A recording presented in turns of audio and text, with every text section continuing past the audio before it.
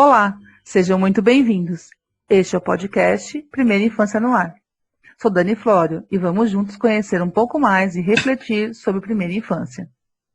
Para quem chegou agora ao nosso canal, este é o episódio número 2, em continuação ao primeiro episódio sobre educação infantil. Afinal, este é um tema muito importante e muito rico, com inúmeras possibilidades de abordagem. No episódio anterior, nós falamos um pouco sobre o histórico da educação infantil no Brasil e no mundo.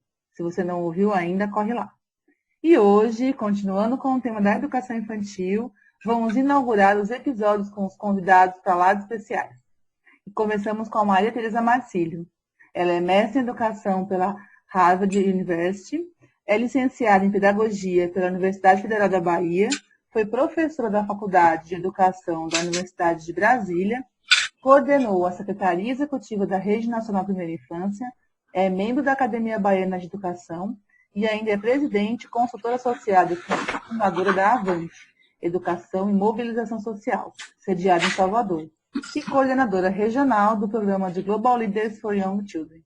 E vai falar conosco hoje sobre os avanços e desafios da educação infantil brasileira. Tereza, muito bem-vinda. Muito obrigada por aceitar meu convite. É um prazer recebê-la aqui.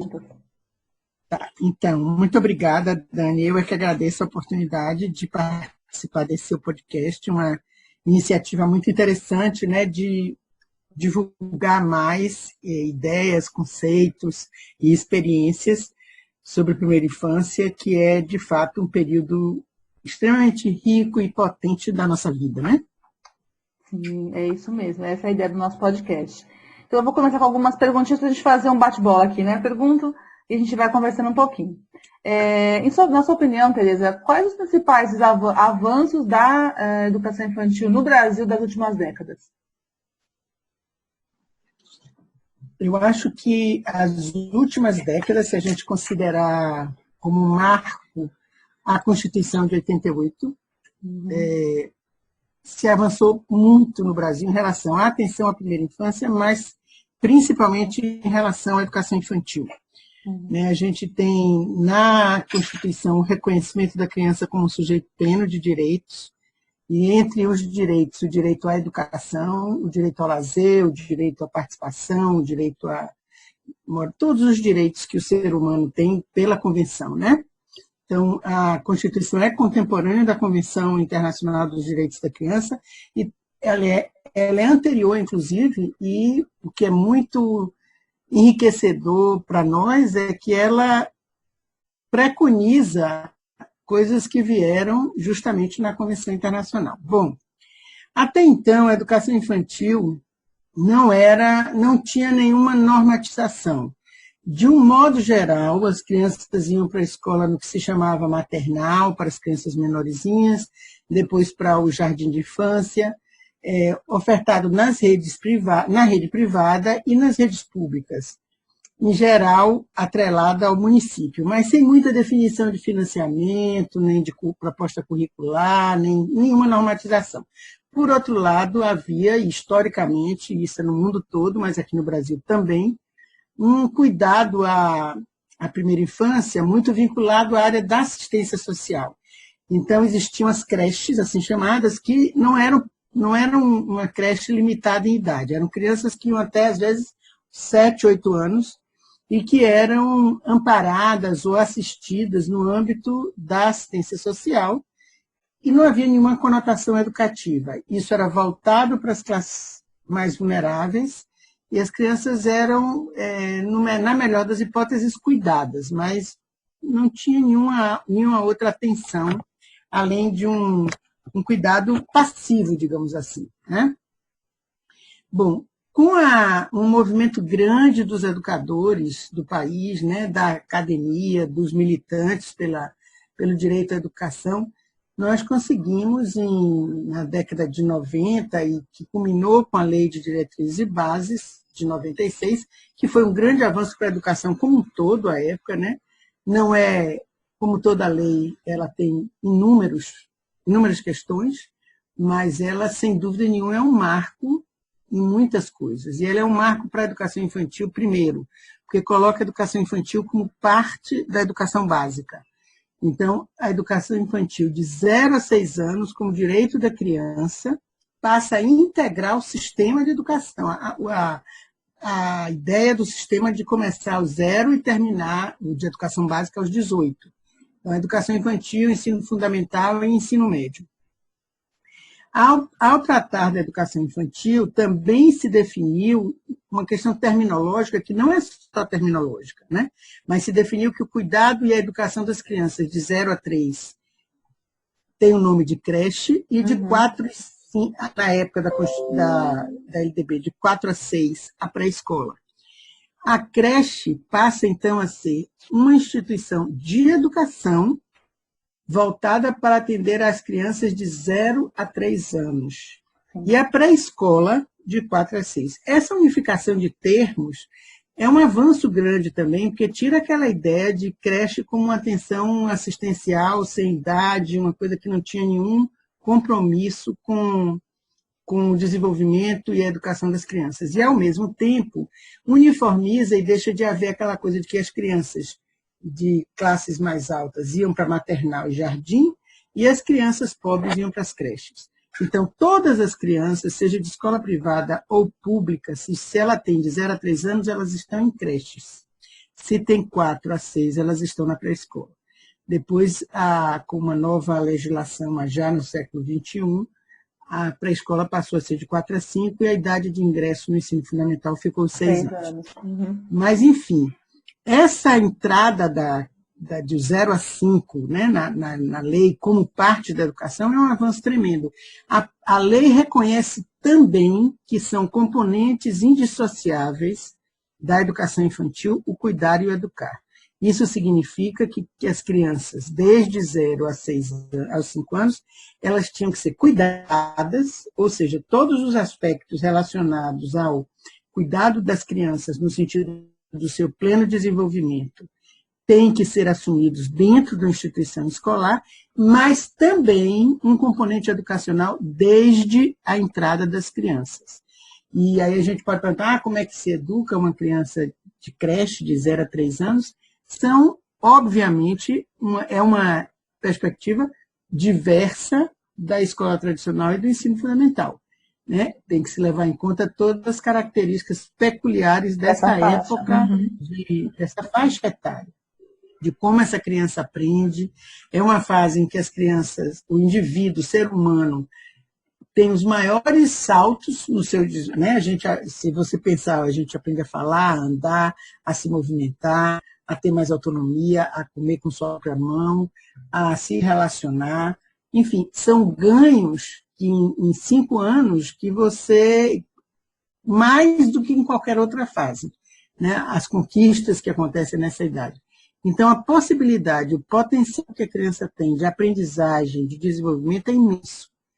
Só que o que a gente tem que considerar é que as primeiras necessidades básicas de atenção, de cuidado, de alimentação, de afeto, e de que ela se desenvolva no seu ritmo e do seu modo. Né? E o modo com que as crianças aprendem é basicamente brincando. Criança de 0 a 5 anos, ela tem que brincar, porque é brincando que ela constrói conhecimento, é brincando que ela aprende a se relacionar, é brincando que ela aprende regras, é brincando que ela constrói a sua autonomia e as suas possibilidades. Então, tem que se considerar a forma como ela se relaciona com o mundo e com ela própria e com os outros, e tem que se relacionar e tem que se levar em conta as suas necessidades, né? Porque é uma fase de muitas conquistas, mas é uma fase em que a criança ainda tem uma dependência muito grande do adulto, né, para se desenvolver. Então, ela precisa dessa presença adulta para que ela possa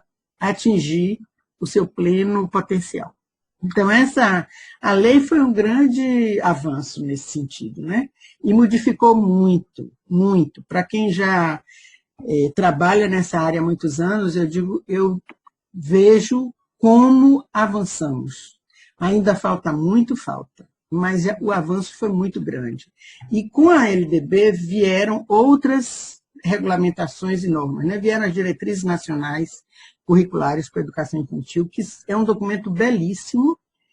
Vieram Veio o Fundeb, que é fundamental, porque não tinha financiamento da União, né? E é o município que oferta pela LDB.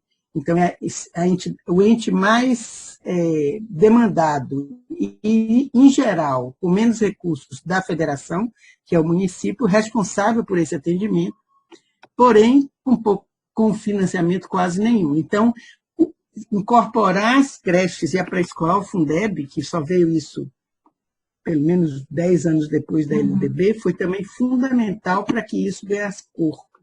E vários programas que foram criados pelo Ministério da Educação no início desse século XXI e que foram crescendo até muito recentemente, embora agora a gente viva, de fato, um momento de estrangulamento de financiamento, com a emenda do teto dos gastos, com uma política que a gente ainda não sabe a que veio. Mas o programa de alimentação escolar, biblioteca nas escolas, o programa Pró-Infância de construção, nós temos hoje em muitos lugares do país construções muito boas e muito adequadas para crianças pequenas, né? Formação de professores, vários programas de formação. A LDB traz a exigência de formação mínima, que era outra coisa que não existia. Então, você, para ser professor hoje de educação infantil, você tem que ter a mesma titularidade de um outro professor, né? Ou seja, nível superior. Houve uma tolerância que ainda existe para a formação no nível normal, mas foi um avanço imenso que se conseguiu, né? Então, são muitos os avanços, e o que me preocupa agora é que, de certa forma, todos esses avanços estão, embora tenham sido políticas de Estado, inclusive, mas estão em risco, por exemplo, agora com a votação do Fundeb, né? Muito bem. Tereza, aí a gente entrando um pouquinho agora nos desafios mesmo, né? Foram realmente muitos avanços nas últimas décadas, mas se a gente pensar, eu acho que tem, em relação ao financiamento, a gente tem uma preocupação muito grande mesmo com a questão do Fundeb, mas eu acho que também a gente podia falar de uma outra questão que, até por conta do, se a gente pensa, se nós pensarmos, é pouco tempo, né? Nós temos pouco tempo, a creche especialmente, que ela passa desse olhar da assistência para a educação, não são, né, não tem nem 50 anos ainda, né? É bem pouco. E com isso a gente ainda corre alguns riscos dessa garantia do direito à criança, a creche oferecer à criança efetivamente o espaço de crescer, do brincar, do aprender, que ele ainda seja oferecido como muito mais no viés assistencial, né? Especialmente nos municípios, nos rincões aí do país. Como é que a gente podia, que poderia ter? Que seria idealmente uma creche deveria oferecer? Que tipo de espaço, que tipo de atividades, para efetivamente ela ser considerada, né, lógico, sempre pensando na indissociabilidade do cuidar de educar, mas o melhor espaço a ser ofertado para a criança pequena, né, para os bebês e para as bem pequenas. E na pré-escola, para a gente não sucumbir à tentativa da escolarização excessiva, né, e da antecipação da alfabetização, que também já ocorreu muito aqui no nosso país, e a gente ainda sempre tem que, cada vez que chega em um município que vai compreender um pouco a dinâmica local, encontra ainda algumas escolas, né, algumas pré-escolas com este olhar, né, e especialmente, inclusive, diria até que em alguns lugares com a rede particular, mais até do que com a rede pública. Então, como é que você vê esses desafios? Então, eu acho que a gente não pode perder nunca a perspectiva histórica, né? Então, quando a gente diz que tem apenas 30 anos que nós inauguramos essa perspectiva, isso do ponto de vista da educação é quase nada. É muito pouco tempo, muito, muito, muito pouco tempo. Mesmo tendo um debate anterior, mesmo tendo produção teórica já desde o início do século passado, mesmo tendo uma militância muito forte, na prática, e na prática, que eu digo na prática da normatização, isso é absolutamente recente. Então, eu acho que eu não falaria que a gente ainda tem, a gente tem e terá por algum tempo muita distorção, muito, muito desentendimento na rede privada, na rede pública, que vai conviver com os grandes avanços e com as grandes experiências e com grandes exemplos de boas instituições. Isso acontece aqui e acontece em qualquer lugar do mundo. E aqui, a gente precisa ter essa paciência histórica, é uma paciência histórica que Paulo Freire, é um conceito muito caro a Paulo Freire, porque senão a gente joga fora o bebê e a água do banho juntos. E a água do né? banho. Então, não adianta a gente querer antecipar, achar que, meu Deus do céu, até hoje não caminhamos muito.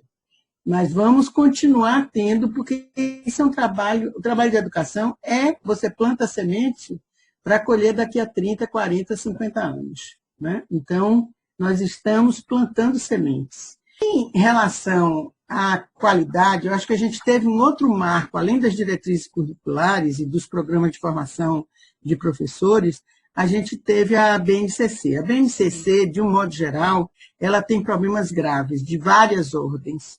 Né? E foi um processo que acabou sendo muito tumultuado com a mudança, a queda do governo Dilma e a entrada de outro governo, mas eu diria que no frigir dos ovos, a BNCC de educação infantil, por muita luta e muita militância, conseguiu preservar sua identidade. E é uma BNCC que respeita a criança, coloca a criança como o centro do processo e que constrói uma proposta de atividade pedagógica que respeite a criança na sua especificidade. Então, a BNCC da educação infantil, faço questão de dizer, porque das outras eu acho que há problemas muito mais graves, ela pode ser um norte. É lógico que a BNCC, eu costumo dizer que a BNCC é o piso de uma casa.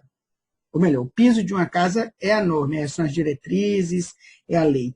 A BNCC é o telhado. As paredes que sustentam essa casa são as escolas e instituições com seus projetos, com seus planos pedagógicos, com os municípios com suas definições curriculares. Então, a BNCC não vai fazer milagre, mas ela é um norteador para que a gente consiga fazer essa escola de qualidade que você está questionando, ou seja, que as crianças das creches sejam cuidadas e educadas e tenham um ambiente que seja pertinente ao seu ritmo de desenvolvimento, que lhe dê condições de brincar, de produzir, de se relacionar, de ser autônoma, de descobrir o mundo, de construir conhecimento e permite que essa transição para a pré-escola se faça na mesma toada, ou seja, que essa criança que já se comunica com mais facilidade, que já é muito mais autônoma, mas que ela continue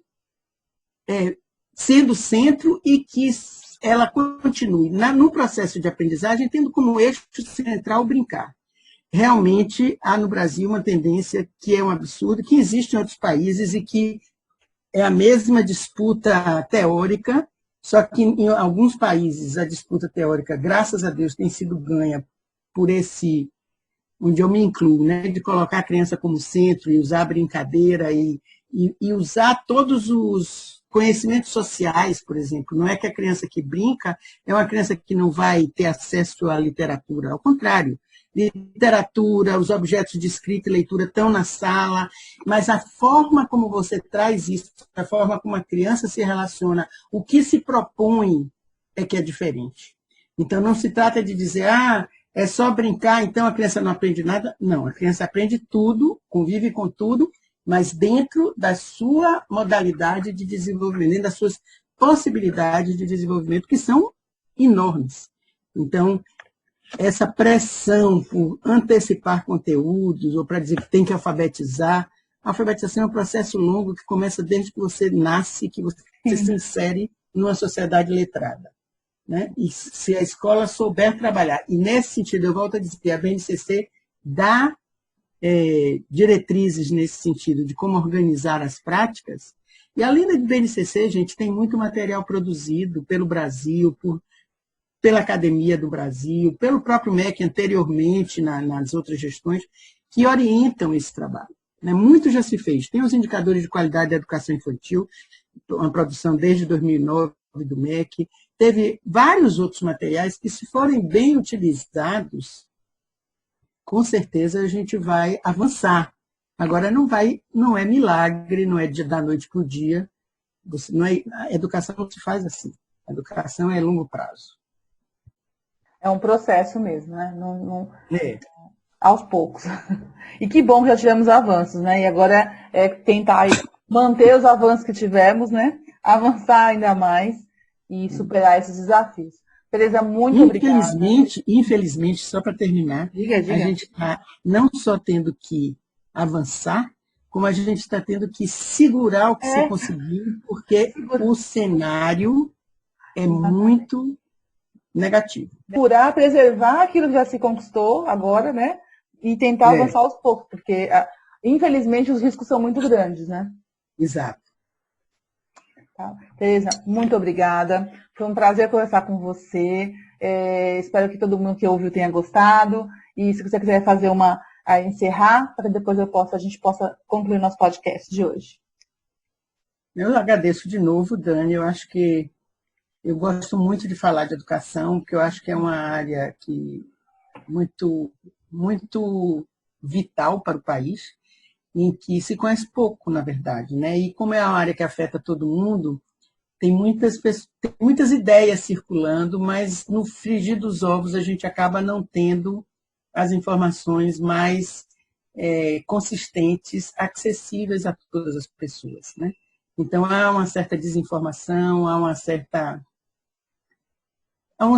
falta de entendimento mesmo do que significa, né? Se compara, por exemplo, países com histórias diferentes, populações diferentes. Tal país já progrediu tanto, a gente não sai disso. Revela para mim muito desentendimento. Então, todas as oportunidades que a gente tem, eu lhe felicito pela escolha do tema, de falar da complexidade da educação e da necessidade de a gente conhecer minimamente o processo, para que a gente possa continuar crescendo. Então, muito obrigada e boa sorte aí na sua tarefa. Obrigada, Tereza, mais uma vez. Bom, este foi o nosso episódio, mais um episódio sobre educação infantil. Lembrando que a cada novo episódio, um novo tema ou um novo olhar sobre primeira infância. Este foi o podcast Primeira Infância no Ar. Espero que vocês tenham gostado, curtam, ouçam, compartilhem, deixem seus comentários em nosso canal do YouTube, do SoundCloud, em todas as plataformas aí para ouvir nosso podcast. Até o próximo.